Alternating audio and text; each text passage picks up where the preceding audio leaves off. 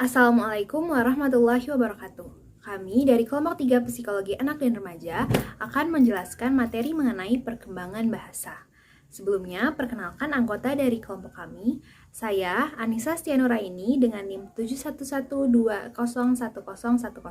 Saya Muhammad Afawata Utama dengan NIM 71112610027. Saya Jilan Auli NIM 71120101029. Saya Vena Aulia Januarti dengan NIM 711201032. Saya Rizkan Adlimin dengan NIM 711201033. Saya Wisnu Baruna dengan NIM 71111711038.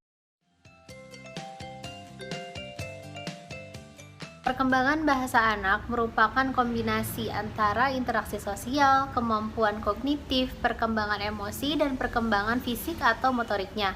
Semua perkembangan itu dikombinasikan dengan apa yang terjadi dalam beberapa tahun tahap perkembangan anak. Menurut hasil penelitian dari Rutter, Thorpe, dan Goldie pada tahun 2000, mereka mengemukakan bahwa anak-anak mengalami bahasa ayah dan ibu melalui pertanyaan-pertanyaan yang sering diajukan, respon verbal dan nonverbal yang dapat diterima dan diakui, dan interaksi yang sangat intens. Dapat dikatakan, ucapan-ucapan anak yang memiliki sebuah arti akan dapat lebih mengembangkan bahasa mereka daripada yang lain. Nah, di sini saya akan menjelaskan contoh perkembangan bahasa dari Barbara 2004. Yang ke-1, contohnya seperti suku kata atau vocables, yang artinya suara mendekati kata tetapi dengan kreasi anak. Yang kedua adalah obrolan ekspresif, yaitu suara seperti percakapan nyata tetapi tidak dapat dibedakan. Yang ketiga yaitu mengulangi perkataan ketika dibujuk. Yang keempat, kata-kata mengikat dan dapat dibedakan dalam obrolan ekspresif. Dan yang kelima itu contohnya seperti holoprase atau kalimat dengan satu kata. Contohnya nih, contoh dari holoprase, susu, berarti si anak tuh ingin susu.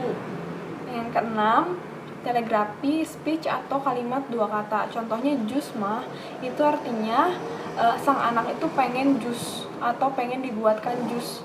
Nah, yang ketujuh atau overgeneralized speech atau kata-kata umum atau sebutan. Misalnya itu contohnya seperti boots, mungkin nama keluarga anjing tetapi anak-anak menggunakan untuk nama kucing tetangga atau nama binatang lain. Yang kedelapan yaitu undergeneralized speech atau sebutan anak seseorang, misalnya seperti nama ibunya adalah Wati, tetapi karena bibi Wati tidak dapat dipanggil Wati, ia harus dipanggil dengan nama lain. Yang ke-9 itu yaitu perputaran percakapan. Yang ke-10 kata-kata kreatif, kata-kata yang biasanya dibutuhkan untuk menemukan kata yang belum dipelajari atau anak tidak punya kerangka untuk memahami kata-kata tersebut. Dan yang ke-11 itu yaitu keingintahuan kata-kata verbal. Dan yang terakhir yaitu keingintahuan anak akan kata-kata yang tercetak. Tahapan perkembangan bahasa yang pertama adalah prabicara, usianya antara lahir sampai 10 bulan. Kemampuannya ialah yang pertama perkembangan suara, persepsi dan hasil. Yang kedua adalah perkembangan isyarat, yang ketiga adalah penambahan persepsi suara. Bicara bayi merupakan hasil menangis dan keributan. Bermain dengan suara termasuk mengulang bicara dengan orang lain yang dimulai dari usia 3 bulan. Antara 6-10 bulan dapat menggunakan konsonan dan huruf vokal terbatas. Yang kedua, kata-kata pertama pemunculan nama, usianya dari 10-13 bulan. Yang pertama, pengertian kata tunggal. Yang kedua, menghasilkan kata tunggal. Yang ketiga, perbedaan individual dalam penggunaan kata tunggal. Yang keempat, fungsi isyarat sebagai kata. Yang kelima adalah perhatian dapat diarahkan dengan nama objek, seperti lihatlah anjing. Mulai 13 bulan menerima kosakata dari 17 sampai dengan 97 kata. Lalu tingkatan yang ketiga yaitu kombinasi kata dengan usia 18-24 bulan dengan kemampuan yang pertama penggunaan satu kata tunggal dengan arti kompleks untuk ungkapan multikata. Yang kedua, penggunaan kombinasi kata untuk kalimat. Contoh, mama kue, maksudnya mama minta kue. Lalu yang terakhir, ada tata bahasa dengan usia 20 sampai dengan 30 bulan dengan kemampuan kecepatan memperoleh morfem. Yang kedua, perkembangan bahasa yang unik. Pada usia ini seperti mulai menggunakan kata ganti saya, kita, dia, dan kamu. Dan yang ketiga, penggunaan kalimat dalam pola dan aturan yang teratur. Ini saya akan menjelaskan tentang fasilitas pengembangan bahasa. Anak-anak Anak mempelajari bahasa melalui interaksi dengan cara dewasa. Orang dewasa memulai dan merespon dengan cara mendengarkan, mengerti, memperluas, dan menjadi model. Menurut Katrox dan Katz dalam Carlons 2014 menyarankan strategi sebagai berikut.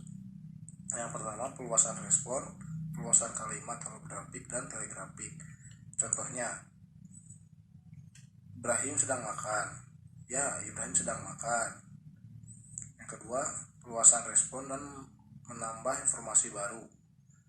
Contohnya, Ibrahim makan di depan. Ya, Ibrahim sedang makan di depan.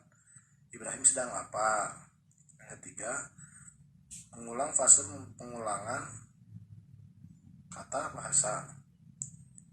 Contohnya, Ibrahim makan. Ya, Ibrahim makan Ibrahim. Contohnya seperti itu.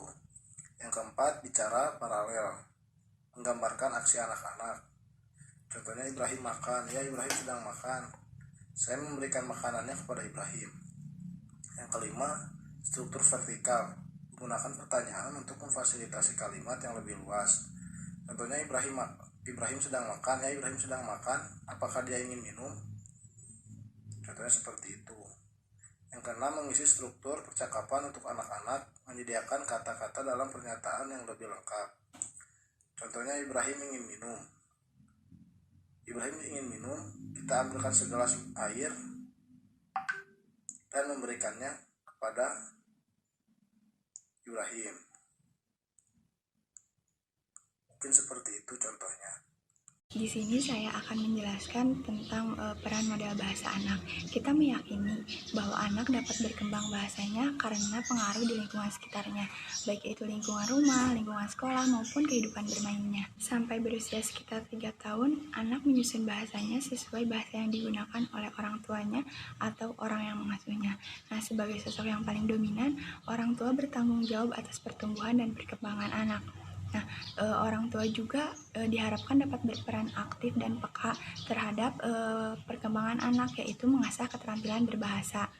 Ada beberapa upaya yang dapat dilakukan orang tua untuk mengasah keterampilan berbahasa anak. Seperti yang pertama, orang tua mengenalkan kata sapaan awal orang terdekat atau keluarga yang baik dan benar kepada anak, seperti mengenalkan kata ayah, ibu, adik, dan kakak. Itu semua merupakan orang-orang terdekat yang selalu berada di samping anak. Yang kedua, melatih pengucapan kalimat sederhana atau pendek ketika menerima, meminta, menolak, atau meminta tolong, seperti terima kasih, meminta tolong, ataupun anak yang belum terlalu paham, ia bisa menggunakan menolak menggunakan tangannya seperti tidak. Yang ketiga, ada mengajak anak mengenal benda-benda di sekitarnya.